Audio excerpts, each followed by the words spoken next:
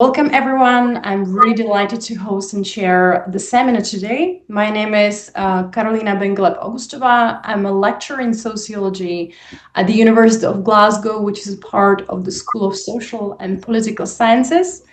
And I'm really delighted to chair this seminar, which is co-badged with our colleagues who lead the journal, Identities, with a subtitle, Global Studies in Culture and Power.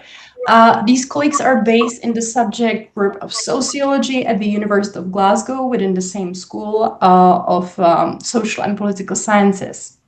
Maybe at the beginning, before we will start, I'm just going to say a few words about the journal Identities itself. So firstly, this is an interdisciplinary journal which opens so many different perspectives to understand issues or questions about identities. It explores the formation and transformation of racial, ethnic, national, transnational, and post-colonial identities in the contemporary world. The journal draws on and also synthesizes these insights from across different disciplines, including sociology, cultural studies, political sciences, area studies, social psychology, and many other subjects. So the journal is very much engaged with emerging scholars, particularly emerging scholars who are working through these debates around culture, identity, race, and ethnicity. And that's why the subject matter of today's event is very timely, actually. Today's event is titled precisely Investigating Social Change, Migratory Stratifications as a fresh analytical tool, and draws on the Identities special issue that was published in December the last year. So I'm really delighted to welcome the panel of speakers today who contributed to the special issues. And the first speakers of today will be Dr. Francesco Della Puppa of Foscari, University of Venice. The second speaker will be Dr. Giuliana Sanò of the University of Messina. Then we will have Dr. Roberta Altin of the University of Trieste, Dr. Chiara Martini of the University of Milan, and finally, Dr. Giulia Dugar of the University of Bologna. Dr. Della Puppa and Dr. Sanò, along with their colleagues and Dr. Giulia Storato, guest edited this special issue and authored the issue's introduction article, and Drs. Altin, Martini, and Dugar contributed as authors of research articles that we are going to hear about today that were published within this special issue. So the schedule of today's event is quite tight. Each speaker will present and talk about around their articles published in this special issue only during 10 minutes each, with the panel presentations overall lasting for about 45 minutes in total. This will leave us some room for discussion with the last hour and half an hour of the event. If you want to ask any questions, you will be able to post your questions into the chat box after the presentation. So during the duration of the presentation, the chat box will be closed just to ensure that no one is disrupted as presenting. You can also ask to unmute yourself and ask question and share your screen if you want to. So it's up to you, whatever you prefer at the end of the presentations. So without further ado, I would like to now hand over to our speakers and thank you, the audience, for joining us today's event. Our first speaker, as I already said before, will be Dr. Francesco Della Puppa and Dr. Giuliana Sanò, who guest edited the special issue on which today's event is based and who authored the introduction article titled Migratory Stratifications, a new analytical tool for investigating social change. Thanks a lot. First speakers, the floor is yours. Thanks a lot, Carolina. Thanks a lot, Michaela. Thanks a lot to all the identity staff for having organized these events and host our special issue. So I would like to start saying that more than 30 years ago, we quote the book The Age of Migrations that has been published more than 30 years ago by Castle and Millers. And that book pointed out the structural nature of migrations in the most recent phase of what it may be called the capitalist mode of production. And the book, of course, allowed us to safely speak about age of migration. So from this point, in recent decades, a strand of research under the name of migration studies, a new discipline, we may say, has developed to the point of becoming a veritable discipline, of course. It created a toolbox of theoretical, empirical, and analytical concepts and constructs that helped us, scholars of migration studies, in identify renewing cognitive questions, more or less critical approach and perspective, interpretative categories, and empirical methodological practice. For example, I would like to remind a sociologist that influenced me and us, that is the Algerian sociologist Abdelmalek Sayad. He spoke about emigration, immigration in terms of exile and in terms of temporary that lasts. He introduced the concept of double absent, for which immigrants and emigrants are partially absent, both in the place they have left behind, and at the same time they are not totally present in their country of destination, where they are only present physically due to the many forms of exclusion they suffer. So in the 90s, almost, I would say, in opposition to Sayad migratory cosmology, the concept of transnationalism start to be used, referring to the process by which migrant family construct social fields that bind together the country of origin and the country of destination or country of settlement. This perspective that overcore or last fluidify the category of exile and immigrant of Sayad, draw attention to migrant participation in transnational activities, both in the country of origin and the country of destination, leading to the theorization of a new figure of migrant that might be defined as transmigrant, that is a subject that participates in the social, cultural, and economic activities in both pole of migration. So a figure that is doubly present. Then beginning from the overlap between transnational and intersectional approach, the constructs of transnational positionality or translocation has been elaborated, through which it is possible to emphasize the tension between migratory movement and changes in social positioning relative to the different pole of migration. Crossing national border, migrants may change their position of class, gender boundaries may and altered, but it can also change the way in which is perceived and experienced by migrants. Then let's talk about the concept of superdiversity, developed by Vertovec in 2007 as a critic of and the challenge of the concept of multiculturalism that has been and continue to be widely accepted.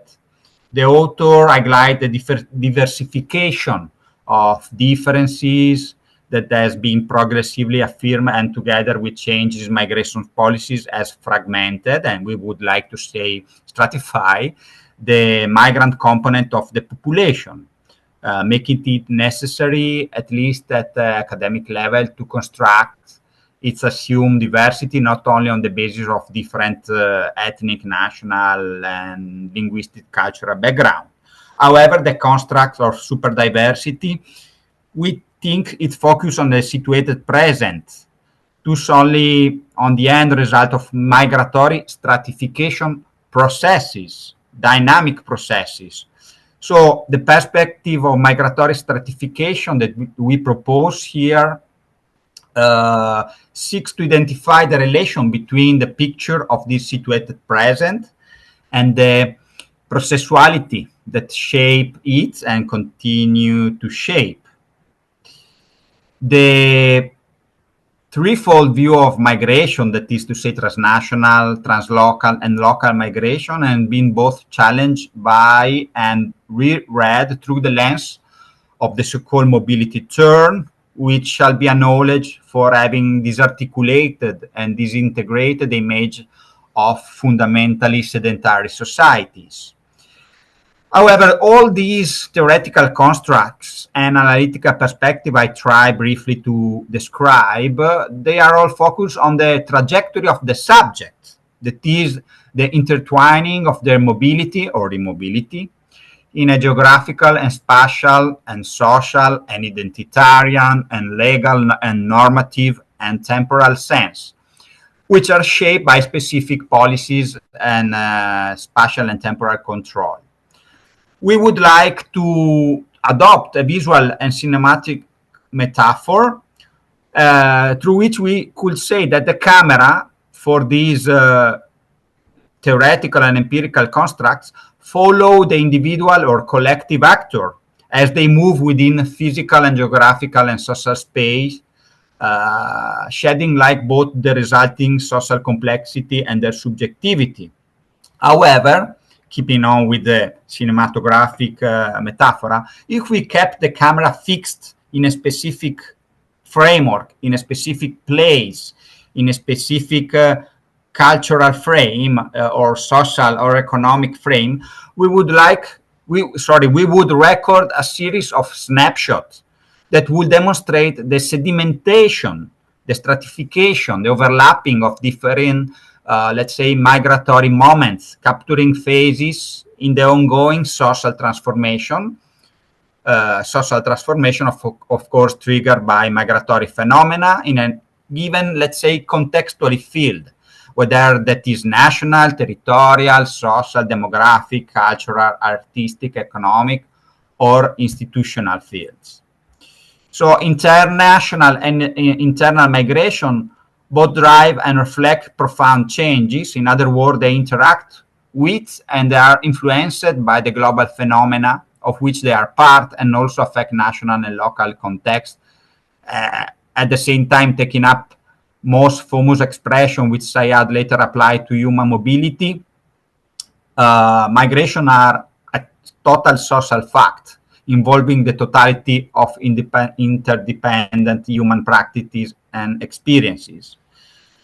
So assuming a diachronic perspective, we can see on the one hand the way in which migratory phenomena reshape the society of origin, destination, and transit, but on the other hand, the stratification of the different migratory phases and moments shaped by changing global and local scenario through their incorporation in material objects and social cultural practices. So taking up the cinematographic metaphor again, keeping the camera fixed in one place, creating an apparently delimited frame doesn't mean hypostatizing the gaze and its object, but on the contrary, making social change and the process of transformation underway in all spheres of society more visible. It would allow us to identify the connection and the feedback between the social structure, the structural nature of global phenomena, and the space, the social, political, cultural space being studied, in which the sedimentation and overlapping and stratification of migratory phenomena can be seen.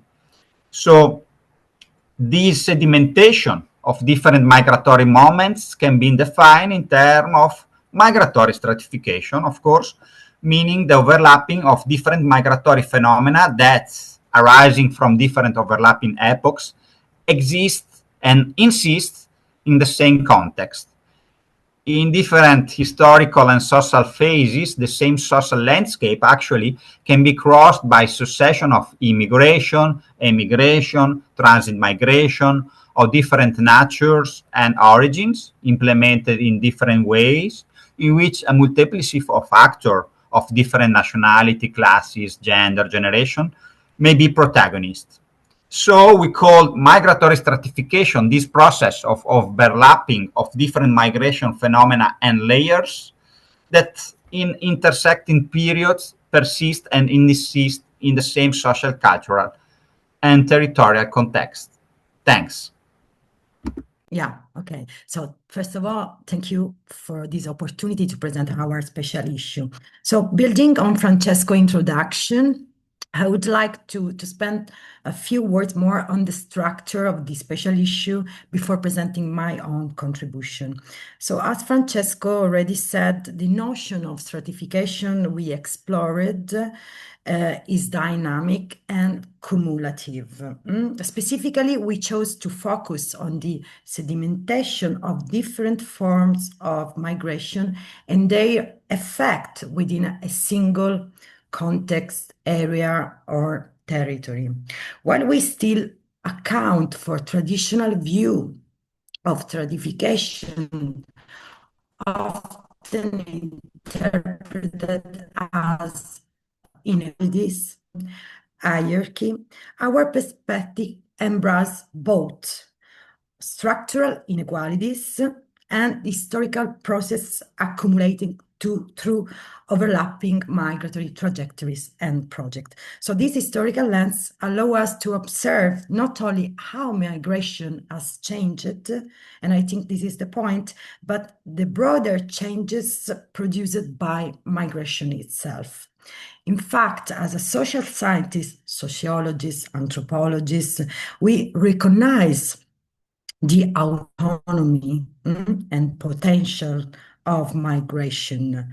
And we know, for example, how public service, I'm thinking about social care, healthcare service, have been forced to adapt or to reshape themselves to address the expectation, needs, desires of migrants or newcomers. So this approach connects individual trajectories with structural process, shifting the focus from fleeting events to the stratified realities of everyday life, such as labor market, for example, to cumulative collective memories. Crucially, our framework explore the combination between mobility and immobility, as Francesco said, analyzing how legal regime and policies affect not only who is on the move, of course, but also individuals who are forced to stop, to wait, or to remain stuck, thus shaping what we call migratory stratified landscape.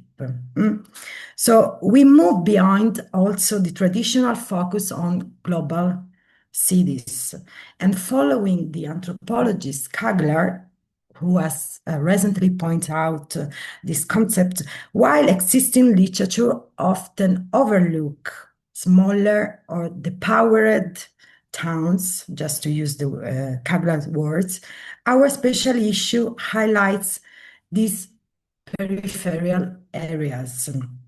So, because we argued that immigrants in this context act as essential city or place makers, contributing to urban, rural, border area and their dynamics. So now let me give you a broad overview of the contribution collected in this special issue.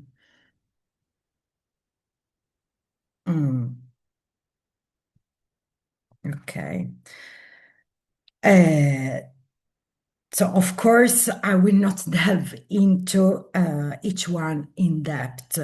Some of the authors are here today and they can do it better than me, of course. But I would like to show you how these papers have in common and share the idea of stratification we have just discussed. Moving on our empirical case, we begin with the paper of Calabretta, Della Puppa, and Storado in Alte Ceccato, northern Italy. Here, the authors analyze this area as a site of overlapping migration, from post-war internal movements to international migration from the global south and recent refugee arrivals. The territory acts as a living archive of long-term social and urban transformation. Next, Giulia Dugar takes us to Japan, a context barely explored through this lens. So by interviewing youths of Brazilian, Korean, and Chinese origin, the study focuses on intergenerational incorporation. It examines how migratory stratification shapes negotiation of identity, belonging, legitimacy across different generations. Oops. Ho fatto casino. So in Trieste, Roberta Altin explores a border area characterized by stratified refugees flows. These include the post-Second World Italian exodus, 90s Balkan conflict, and the current Balkan route.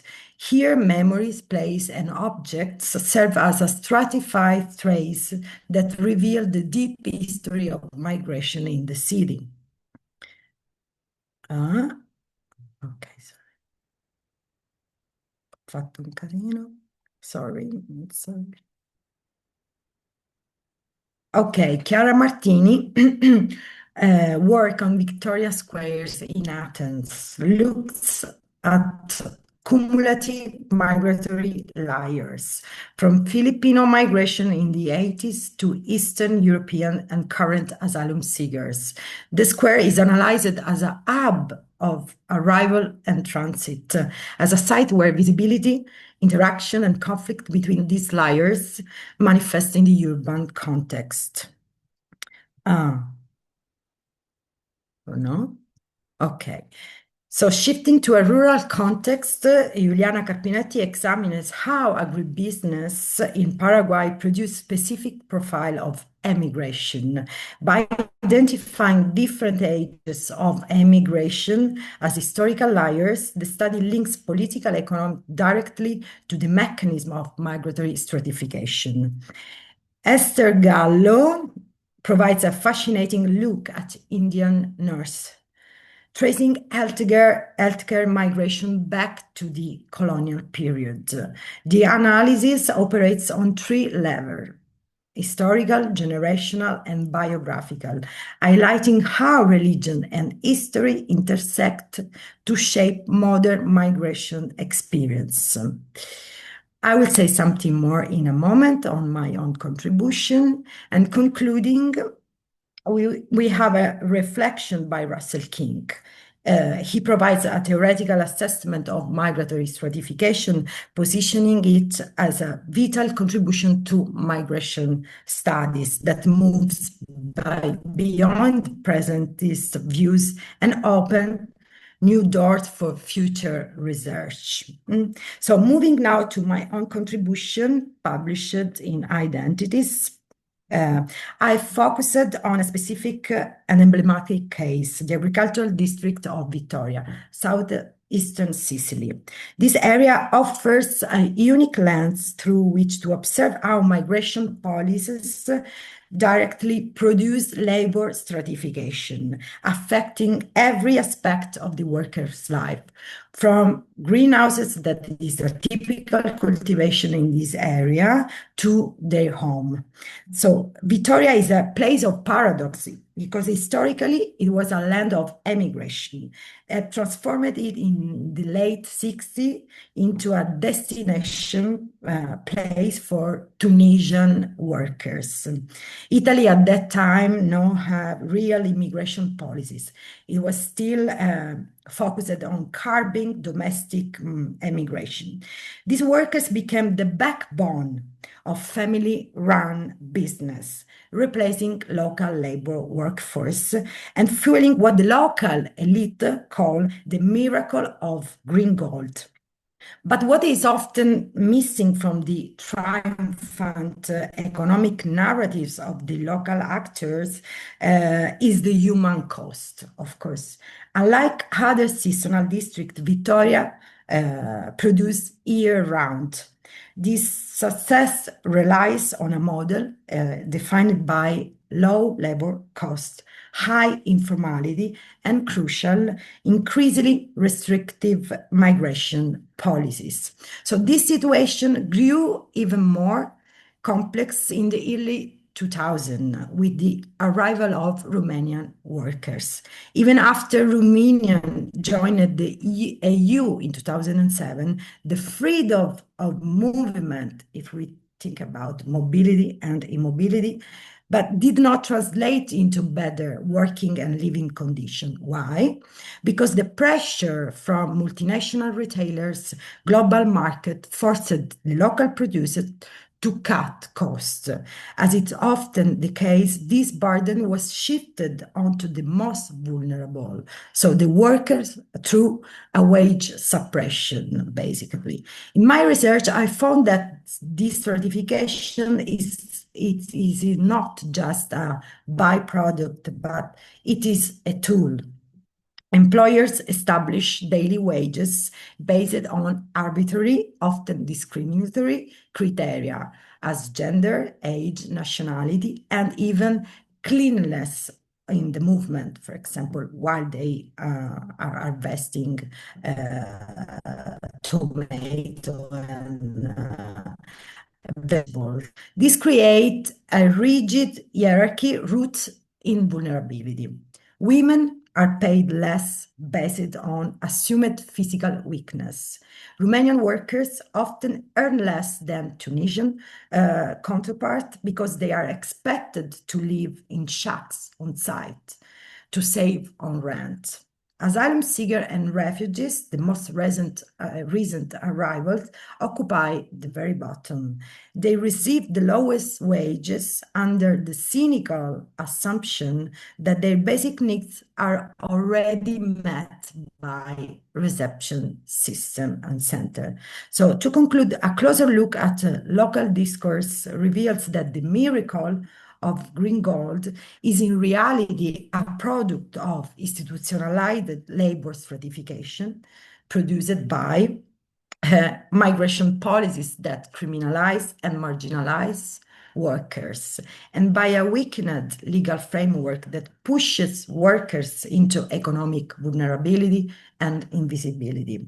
So the case of Victoria shows us that regardless of nationality or legal status, the current migration model serves to intensify one competition among workers and perpetuating a deeply stratified and exploitative labor market landscape. Thank you. Thank you so much, and sorry for almost excluding you. It was very interesting to hear about this contribution. And the next speaker is Roberta. Yes, I am. Roberta, if Thank you you, are okay to share Carolina. your screen. Can you see this, my screen? Can you see?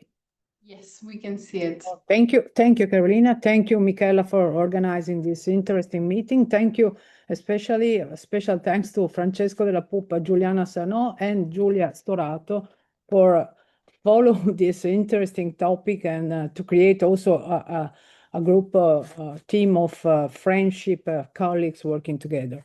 So my very, very brief speech is regarding I put my video camera on this using the cinematographic metaphor of Francesco della Puppa on Trieste.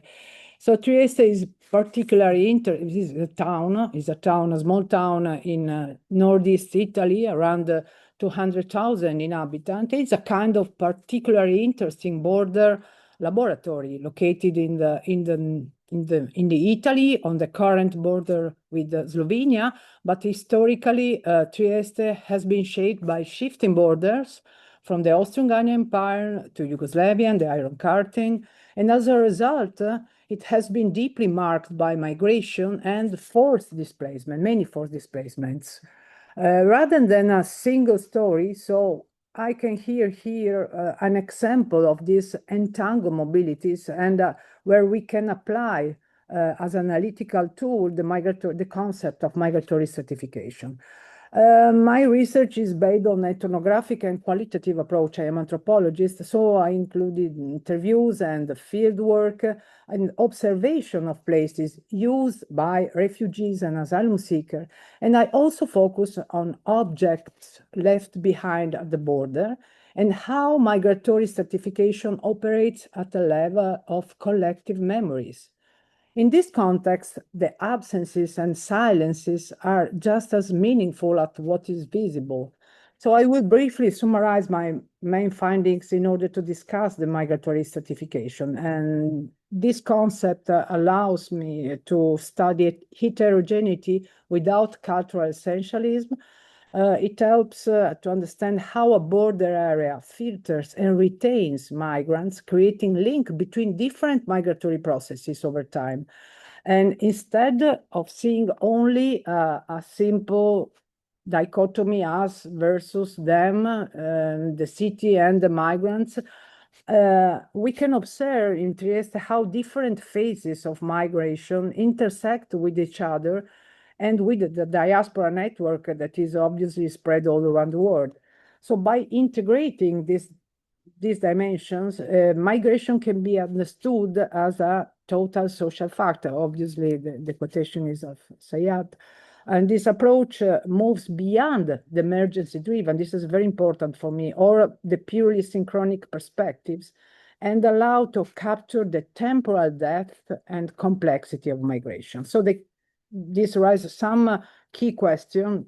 How can time and memories be integrated into the analysis of this stratification? Is stratification a critical tool, or does it risk to naturalize the hierarchies?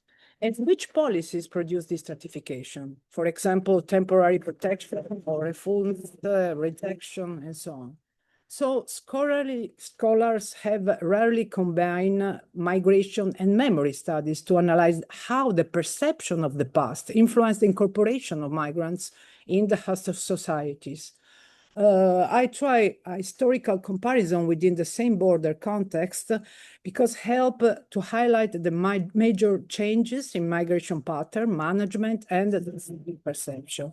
And so for very briefly, for methodological clarity, I will briefly outline the four main historical phases, starting from the present and moving backwards to the post-Second World War period. So the first displacement doesn't work that okay, sorry. The first displacement was the Ukrainian since 2022. This movement mainly involves women and children, has been met with strong public solidarity and immediate access to temporary EU protection. The second is the Balkan route since 2015, mostly young men from Syria, Afghanistan, Pakistan, and other regions from south and east of the world, across multiple borders through the Western Balkans in what they call as the game.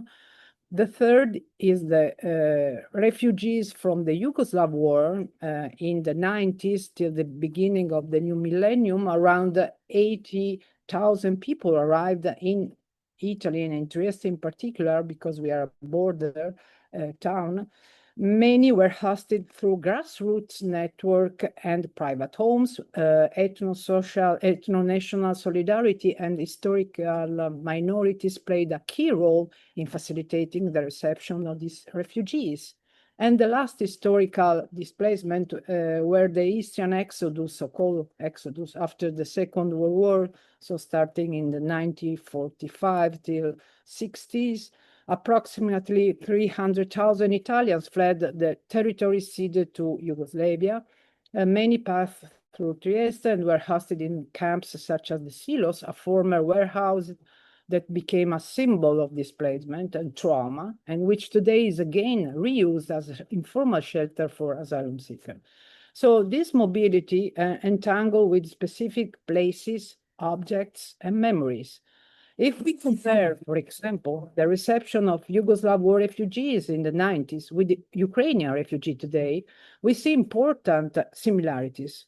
For example, strong local support, the key role of established compatriot networks, and a model of widespread hospitality based on private home rather than refugee camps.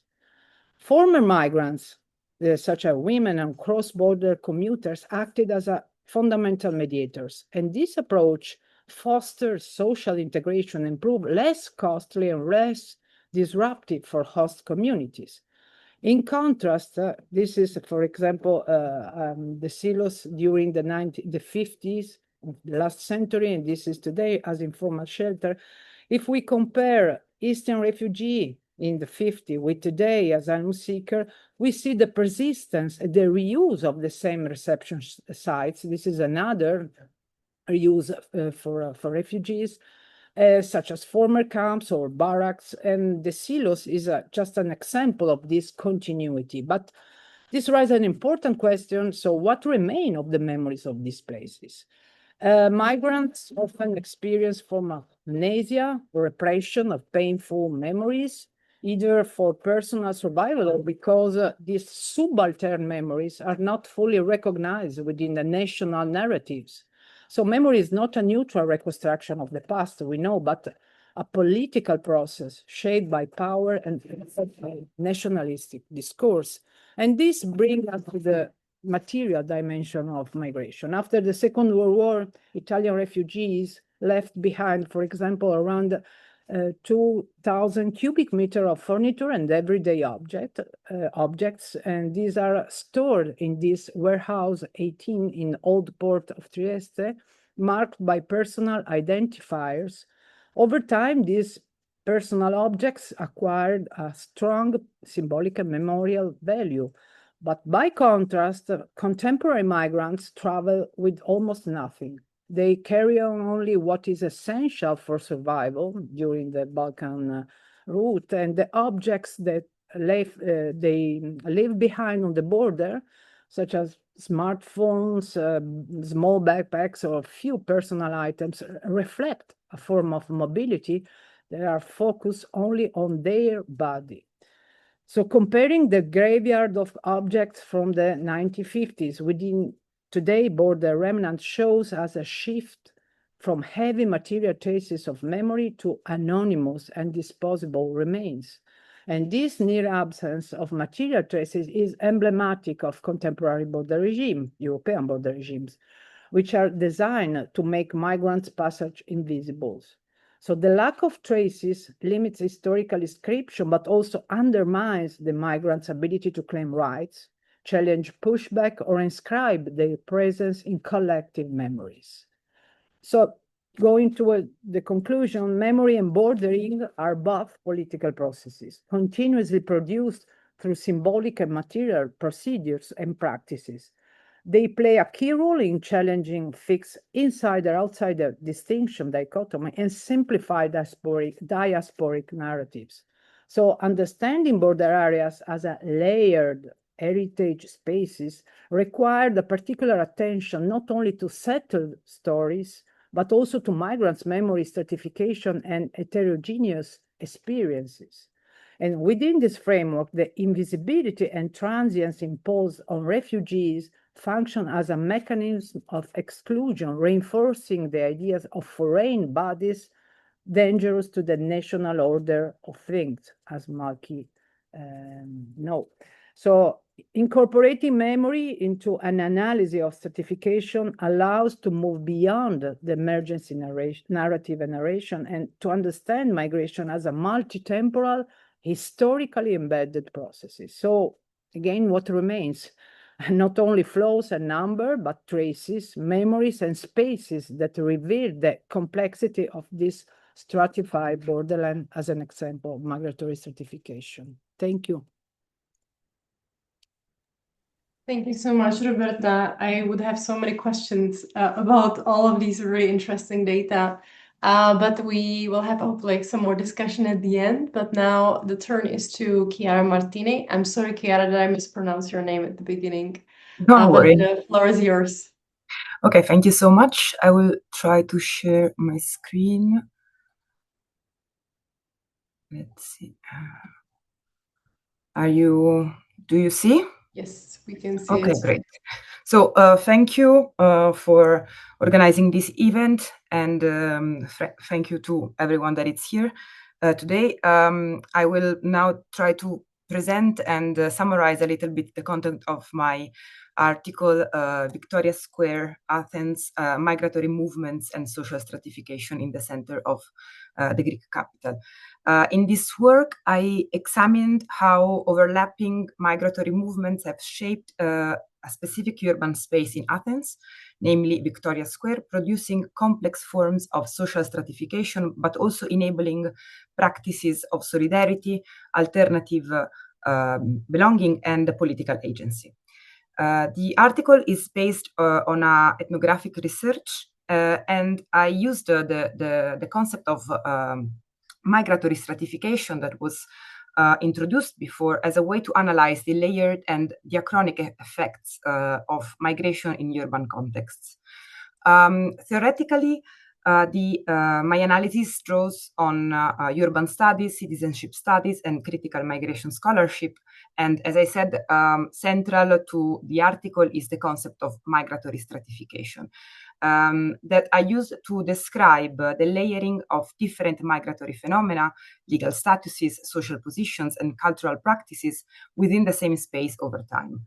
Another analytical lens is the one informed by theorists such as Lefebvre, who conceptualized space as a social product, and Massey, who understood space as the intersection of multiple trajectories. From this perspective, urban space is not static or neutral, but continuously produced through social practices, power relations, and struggles. I also draw on the autonomy of migration paradigm, which shifts analytical attention from border control and state governance to migrants' agency, survival strategies, and everyday practices. Additionally, studies on belonging and citizenship have also been central in the terms of looking at belonging and citizenship as dynamic contested processes shaped by political struggles over inclusion, recognition, and rights. With regards to the methodology, the article is based, as I said, on ethnographic research that I conducted between 2021 and 2022, complemented by my earlier experiences as a volunteer and an activist within grassroots organizations supporting migrants in Greece.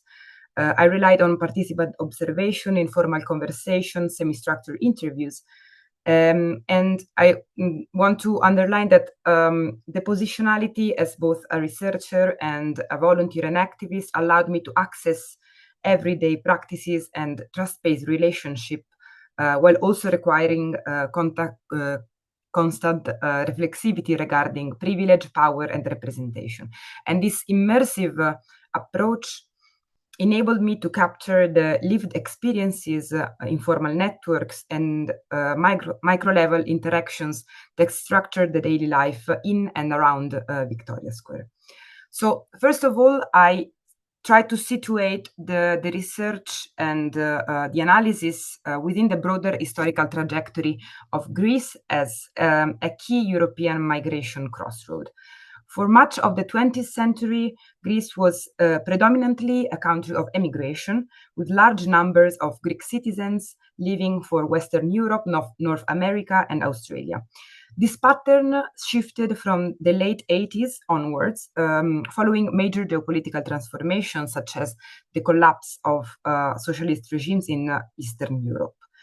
So Greece gradually became a destination country for migrants from Albania, Bulgaria, and other Eastern European states, and later a gateway to Europe for people from countries from Asia and Africa. This role intensified dramatically during the so-called long summer of migration in 2015, when more than 1 million people entered Greece.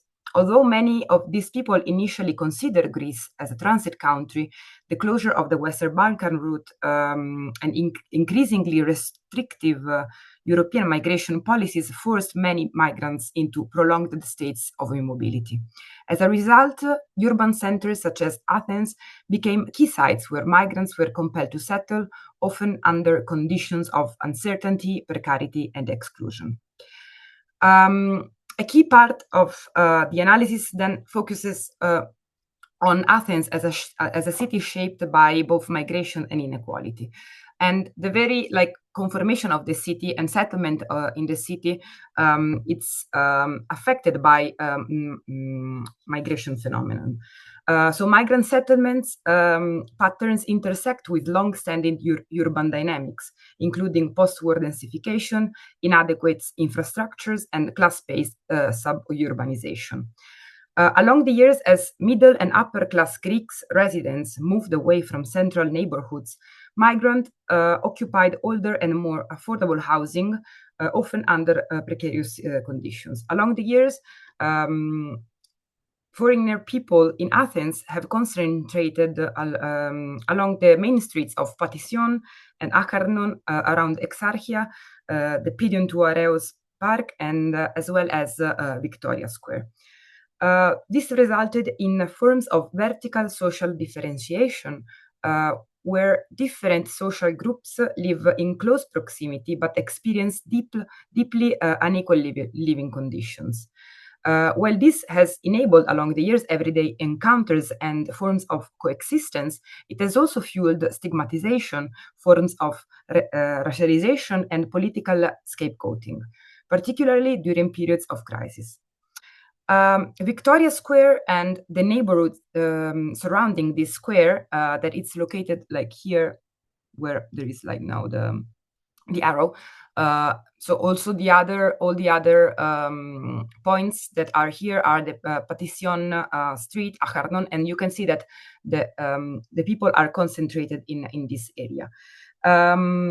Victoria Square represents a concentrated expression of all the dynamics that I explained until now. It's located in the center of Athens, and it has have undergone multiple transformation over recent years. So here, once a middle class, it was once a middle class residential area, and it gradually became a settlement area for migrants as Greek residents moved to suburban neighborhoods. So it has turned into a hub for migrants' arrival, informal economies, social networks, and solidarity initiatives. It functions simultaneously as a place of arrival and departure, of settlement and transit, and of visibility and control. And it offers a valuable lens through which to examine how migration reshapes urban space. So the square bears visible traces of the successive migration phenomenon through its shops, cafes, restaurants, and informal economies run by people from Albania, Syria, Afghanistan, Bangladesh, Eastern Europe. These material and social traces illustrate how migration produces layered urban landscapes composed of overlapping memories, practices, and forms of belonging. At the same time, the square has become a crucial gathering point for migrants seeking information, support, and social connection, especially during moments of acute crisis, such as mass evictions from reception facilities. Another central argument of the article concerns the role of Victoria Square and its neighborhood as a space of solidarity. During critical moments, particularly in 2015 and 2020, the square became a place where migrants who had been left without housing or institutional support gathered and made their presence visible. In response, grassroots groups, activists, NGOs, local residents organized food distributions, activities for children, and informal support networks. These practices contributed to the creation of alternative forms of belonging and acts of citizenship. At the same time, what I tried also to emphasize along the article and my analysis is that Victoria Square is also a deeply contested and controlled space. Alongside solidarity practices and forms of belonging and acts of citizenship that we can see on its streets and in the square itself, this place is also marked by intense securitization and repression, especially since 2019. So since there has been a change in the Greek government with the Neo Demokratia party ruling the country, there has been a significant increase in police presence, forced removals, and dispersal practices aimed at reducing migrant visibility in central areas of Athens.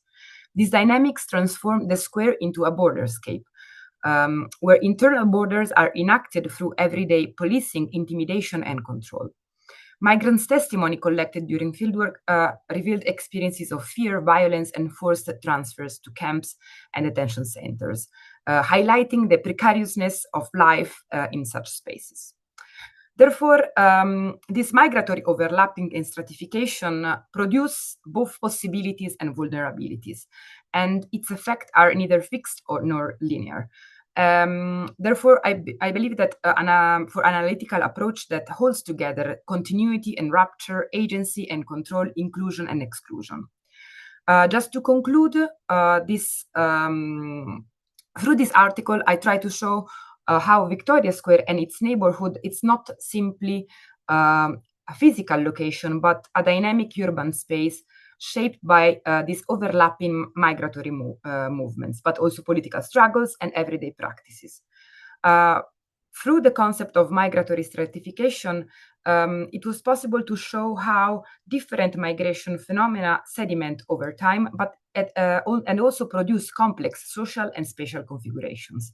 So despite the presence of internal borders and state violence, Victoria Square and its neighborhood emerge as a generative space where alternative forms of belonging, solidarity, and citizenship are continuously negotiated. So thank you for your attention. And thank you so much for this really I was in time with I didn't go too long.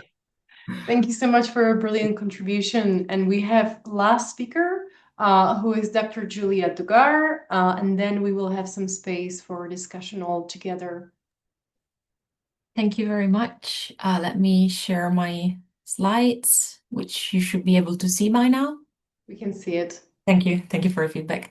So let me join the previous authors with by thanking the editors and thanking also Professor Sanò, Professor Della Puppa, and Strato, who's not here, for realizing this, letting this special issue to be alive. So my name is Giulia Dugar, and with me we will travel geographically to Japan, so to a very distant yet quite near land, at least thematically. And in this short presentation, I will try to focus on how the concept of migratory stratification can be empirically observed through the narratives of immigrant origin youth in Japan.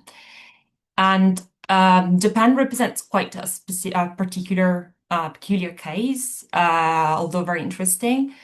Japan has been long identified as a quite ethnically, homogeneous country. This has been the political narratives, and if you're familiar with the news, as lately you will see, or you saw at least, how Takaichi, the prime minister, has been narrating what's happening domestically. However, migration and immigration specifically in Japan is not recent and is not a minor or marginal event at all. However, it's still quite underrepresented in academic literature and still quite under-theorized. And especially, of course, how experiences of immigrants within the country are still scarcely represented, I would believe, in the academic production. So in line with the framework proposed in the special issue, I adopt the notion of immigratory certification to focus especially on the destination context. That's why along my slides you will read not migratory certification, but immigratory certification, and how different sediments of immigration experiences emerge diachronically. So I already throw at you some keywords of what this contribution is about. I do believe that immigrant origin youth somehow offer a privileged lens of observation, a perspective, as through the narratives we can observe both intergenerational change and long-term continuities, particularly in relation to the topic that I touch here, which is self-identification and a sense of belonging, a legitimacy of belonging. Before delving into the main findings, the core of the findings, sorry, it's not sliding, here you are. Let me give you some details regarding the data and the analytical strategy adopted. So this work draws on 61 same-structured interviews that were gathered in 2021. So it was perfectly during COVID-19 pandemic, and they were gathered rather with the interviews residing in the greater area of Tokyo. Participants, as anticipated by Professor Sanò, were mainly of Brazilian, Korean, and Chinese origin. This was because mainly because these three groups are the one with the longest migratory tradition within the country, and there were also draws on a group of control of Japanese youth, which I believe was quite important to be able to compare the different two main different groups, and they were all aged between 20 and 30 years old. This allowed me to also investigate retrospectively what was happening within the realm of the scholastic integration they mentioned, but also, of course, on their daily experiences. So interviews were mainly analyzed using the thematic analysis as a method, with particular attention to narratives, again, of belonging and then self-identification. So these are what mainly emerges from this contribution. As anticipated, this contribution specifically catches on the diachronic perspective, as you will see, and therefore an intergenerational perspective. However, I would like to specify that everything where we'll see from now on is seen, observed through the eyes of second or third generation youth, and as I did not include narratives or anyway interviews from first generation immigrants. So let me turn to the main findings, which I decided eventually to organize, as organized in the paper, into elements of change and elements of continuity. And this is, the main two dimensions through which I saw what was emerging through these narratives. So on the side of change, the most evident transformation emerges among Korean origin youths. It has been quite interesting and surprising on my end to see that all generations often experience ethnic shame and actively conceal their origins in response to discrimination. And let me give you, which is quite there in the paper, but let me give you a very patent example, which emerged from the narrative of young Korean women who eventually only confessed of only finding out about her Korean origin at a very later stage of her life, early in her 20s. Before that, she thought she was Korean. Sorry, she thought she was Japanese, fully Japanese.